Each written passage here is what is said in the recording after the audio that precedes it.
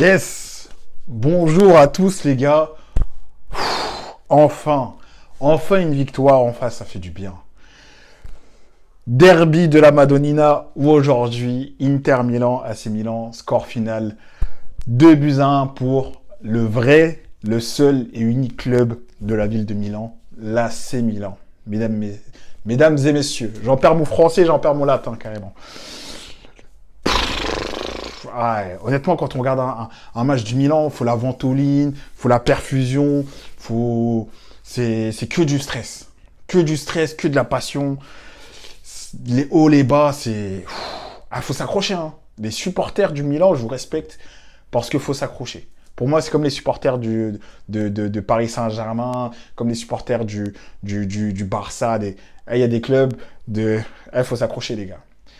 Mais aujourd'hui, c'est une bonne nouvelle. Aujourd'hui, on gagne enfin. Ça faisait longtemps qu'on n'avait pas gagné ce foutu derby face aux Interistes. Et on le gagne enfin dans la plus petite des différences de un but, de 1 pour nous. But de Pulisic et Gabia pour l'AC Milan et but de Di Marco pour l'Inter Milan. Honnêtement, au début, j'ai eu peur. J'ai eu peur. Pourquoi? Parce que on a marqué tôt.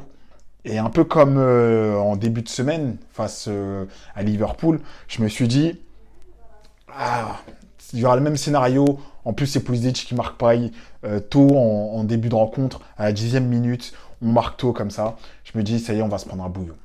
Je me suis dit, ça y est, on va pas apprendre de nos leçons et on va se prendre un bouillon. Bah, bah non, on s'est pas pris de bouillon. Honnêtement, je trouve qu'à la suite du but, on a quand même mis le pied sur le ballon. C'était quand même assez équilibré. Après, effectivement, là où l'Inter était dangereux, c'est qu'à chaque fois qu'ils avaient une occasion, par contre, sur leur occasion, ils étaient hyper dangereux. Ce qui fait qu'ils avaient des occasions, ils n'avaient pas beaucoup d'occasions, mais quand ils en avaient, ils pouvaient nous tuer. Et c'est pour ça que, pour moi, le gros point négatif de cette équipe, ça fait un moment qu'on en parle, c'est en train de changer, on essaye de faire des choses, mais pour moi, ça reste la défense. La défense, on n'est pas assez solide et on n'est pas assez sécuritaire, en fait. Pour moi, il n'y a pas un patron dans la défense où je me dis, ça y est, avec lui, genre, je suis tranquille, tu vois. On n'a pas cette référence, si on peut faire référence un peu au passé, à un Maldini, Nesta, ou même à un Ramos pour le Real Madrid, il y a un certain temps. On n'a pas ce défenseur où on se dit, ça y est, on est serein.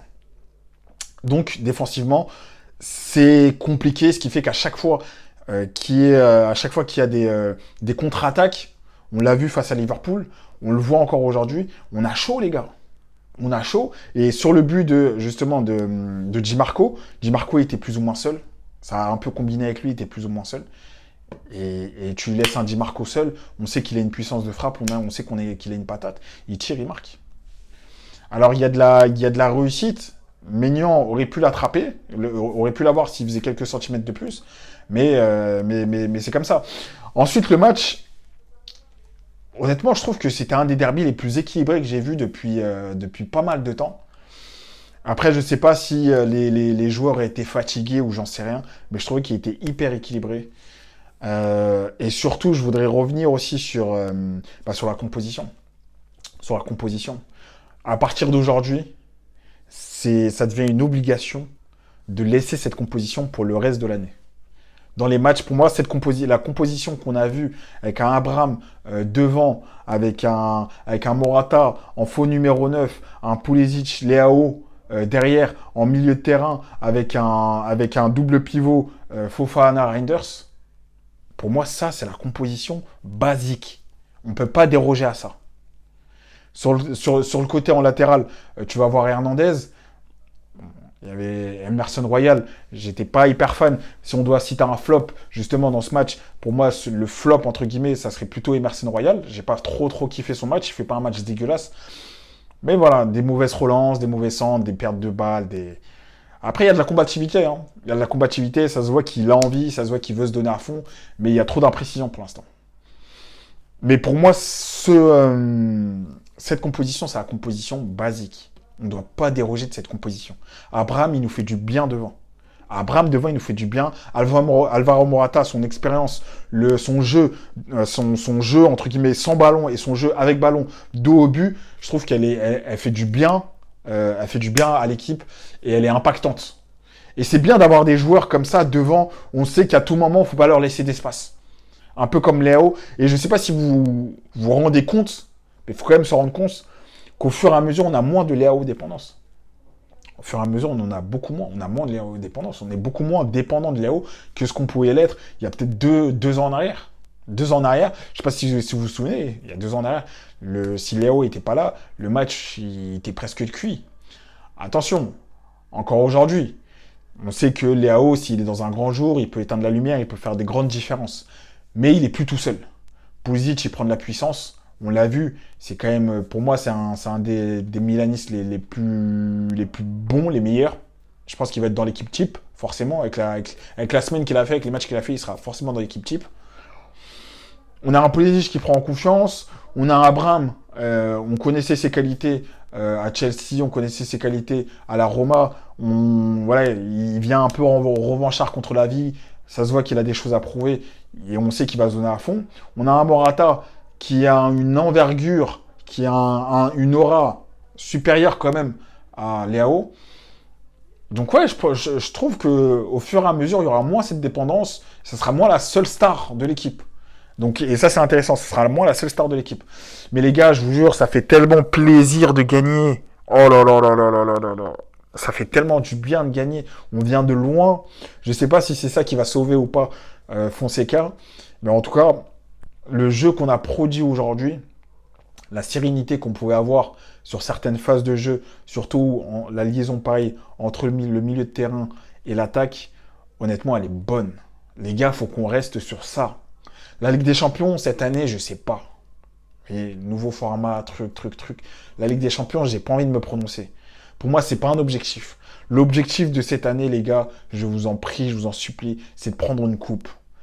On participe à 2 coupes. À la Super Coupe d'Italie et à la Coupe d'Italie. Sur une des deux, il faut qu'on prenne une coupe, les gars. Il faut qu'on commence à gagner, à remettre des trucs dans le coffre, là. Vous voyez, dans l'armoire à trophées, il faut qu'on remette des choses à l'intérieur. Donc, il faut qu'on gagne une des coupes. Et pour moi, faut encore une fois, si c'est pas premier, il faut qu'on finisse au moins deuxième de la série A. Si ce n'est premier, pour moi, on doit finir premier. Je veux cette foutue deuxième étoile. Je veux cette deuxième étoile ici.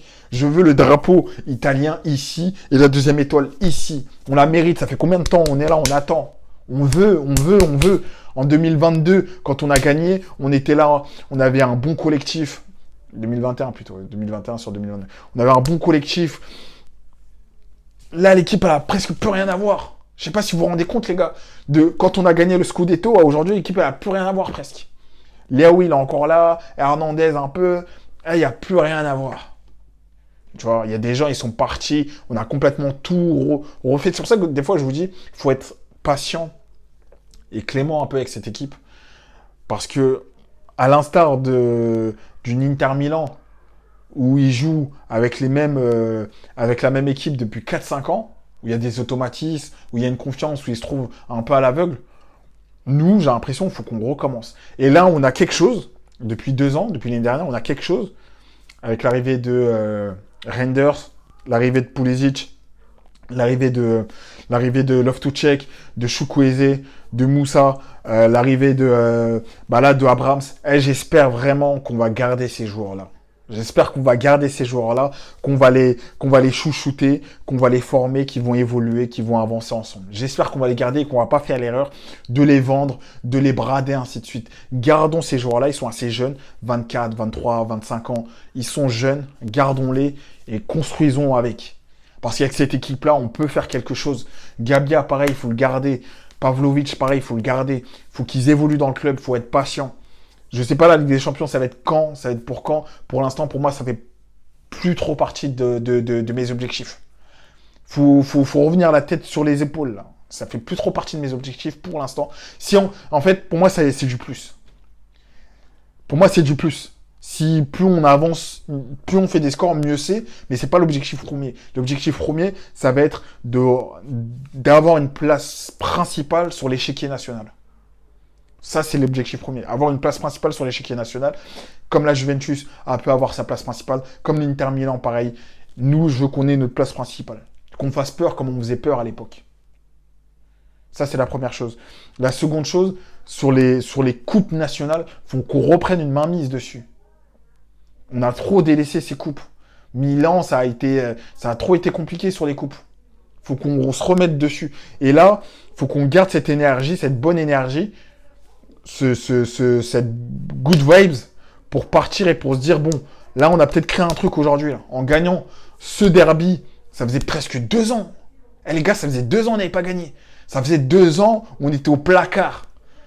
On se prenait des 4-1, des 4-0, des 2-0, ça faisait 2 ans.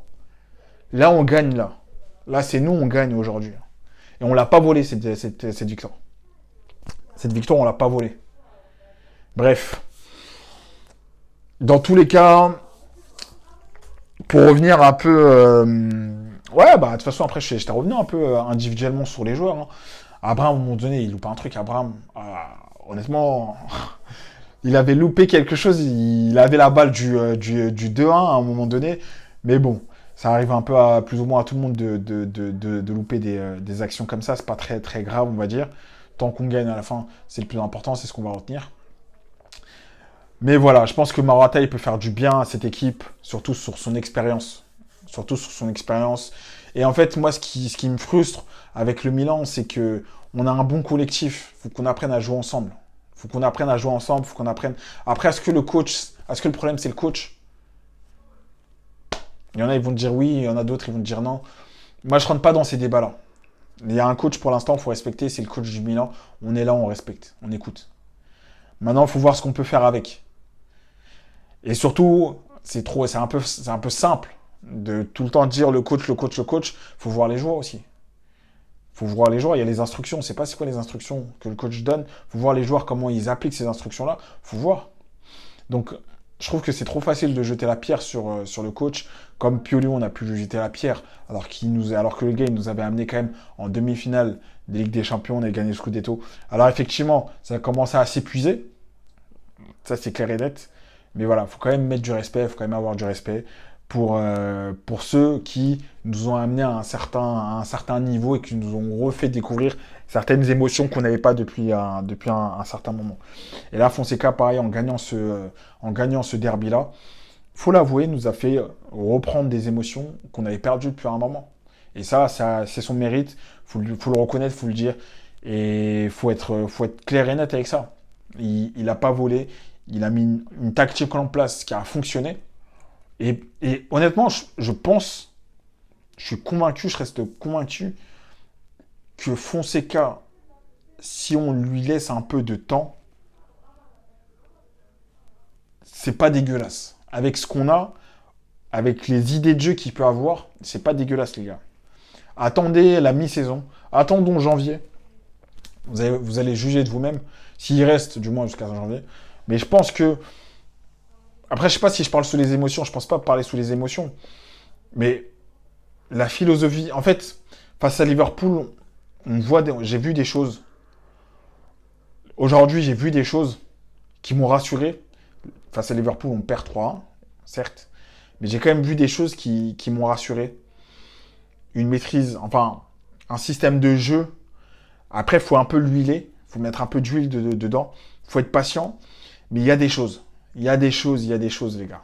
Faut pas tout jeter, faut pas abuser. Il y a des choses. On peut faire quelque chose. On a mal commencé, certes, avec Parme, avec ceci, cela, etc. Mais on peut faire quelque chose. On sait hausser notre niveau, en fait. Et il faut qu'on monte, il faut qu'on soit plus constant dans ce haussage de niveau, quoi. Donc, voilà. Bah, écoutez, ça fait plaisir. Ça fait grave plaisir qu'on gagne, qu'on montre qui on est et ce que les joueurs ont dans le ventre, du moins. Donc voilà. Bah écoutez, on se retrouve la semaine pro pour un autre match de Serie A. Là, du coup, on se retrouve ex aequo, en plus avec l'Inter, avec 8 points au classement. Il y aura une différence de but, je ne sais plus si c'est eux qui sont devant ou si c'est nous. Mais voilà, n'hésitez pas à partager, liker, mettre des commentaires, me dire surtout ce que vous pensez du système de jeu, si vous êtes plutôt d'accord ou pas d'accord. Et voilà. Prenez soin de vous et surtout, les gars, patience. Patience. Istanbul, Athènes. Patience, les gars. Faut patienter, faut avoir la patience. Parce que cette équipe, elle est pas facile, hein. Mais qu'est-ce que c'est bon de la supporter. Les émotions, qu'est-ce qu'elles sont bonnes. Allez, ciao.